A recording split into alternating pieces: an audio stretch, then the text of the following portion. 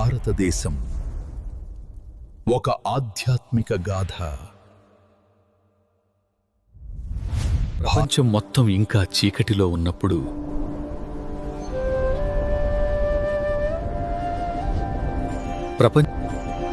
ఒక దేశం జ్ఞానంతో వెలిగింది.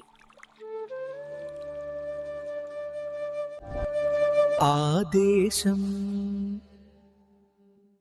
భారతదేశం.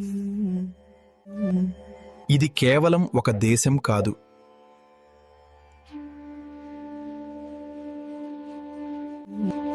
ఇది ఒక ఆలోచన.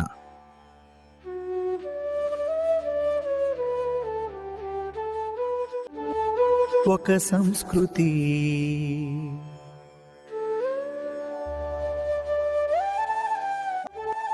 ఒక ఆధ్యాత్మిక ప్రయాణం.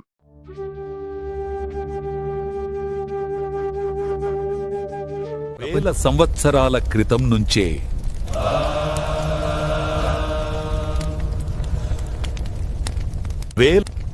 భారతదేశం ఒక ప్రశ్న అడిగింది.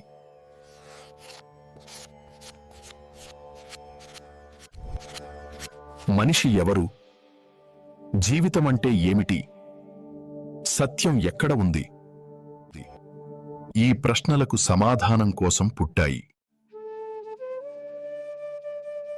వేదాలు. వాటితో పాటు విస్తరించింది సనాతన ధర్మం.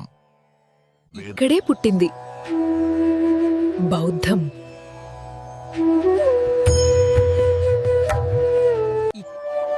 జైనం, అహింస మార్గం. ఇక్కడి ప్రజలు దేవునికి భయపడలేదు, దేవుణ్ణి అన్వేషించారు. మిచ్చ ఇది యుద్ధాల దేశం కాదు, ఇది యోగుల దేశం. ఇది భారతదేశం, ఒక జీవించిన తత్వం. భారతదేశంలో జీవితం ప్రకృతితో కలిసిపోయినది. గ్రామాలు స్వయం సమృద్ధిగా ఉండేవి.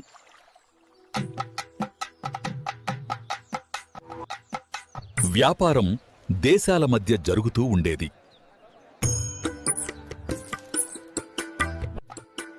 సముద్ర మార్గాల్లో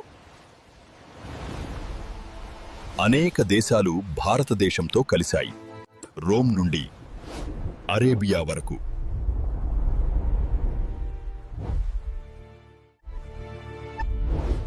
భారతదేశం ఒక కేంద్రంగా మారింది.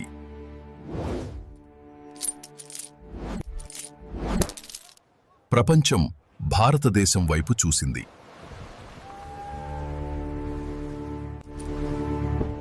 అయితే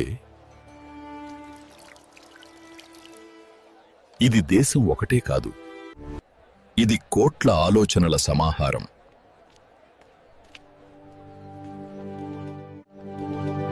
ఇక్కడి నుంచే ఒక కొత్త మార్పు మొదలవుతుంది. అలాంటి సమయంలో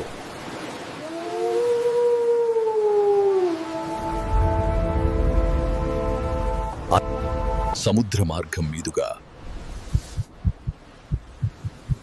ఒక ప్రయాణం మొదలైంది.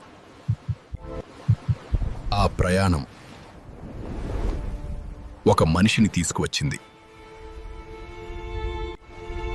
మధ్యప్రాచ్యం నుండి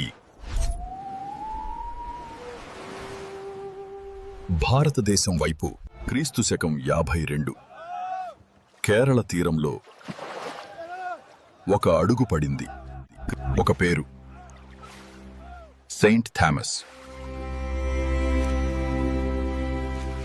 ఒక దేవుడున్నాడు, ఆయన అందరినీ సమానంగా ప్రేమిస్తాడు. ఇది నిజమైన జ్ఞానం. మా దేవతలు చాలానే ఉన్నారు, మీరు చెప్పేది కొత్తగా ఉంది. ఈ సందేశం వినండి. దేవుడు ఒక్కడే, ప్రేమ మాత్రమే ఆయన మార్గం, ద్వేషం కాదు. అంటే పాపాలు చేసిన వాళ్ళను కూడా క్షమిస్తాడా? అవును, క్షమించడమే ఆయన ప్రేమ యొక్క లక్షణం. ఈ మార్గం అనుసరించాలంటే మేమేమి చేయాలి? ప్రేమించండి, క్షమించండి, సత్యాన్ని అనుసరించండి. ఆయన చెప్పింది ఒక కొత్త విశ్వాసం గురించి.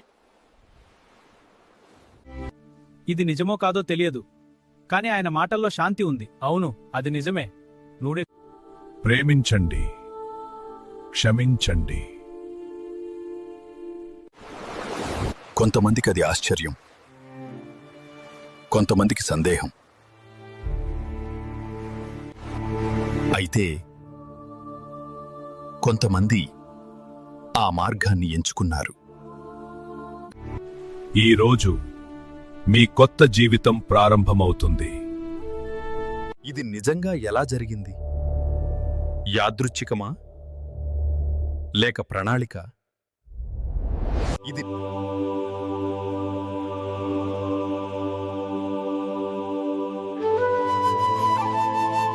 కేవలం ఆరంభం మాత్రమే.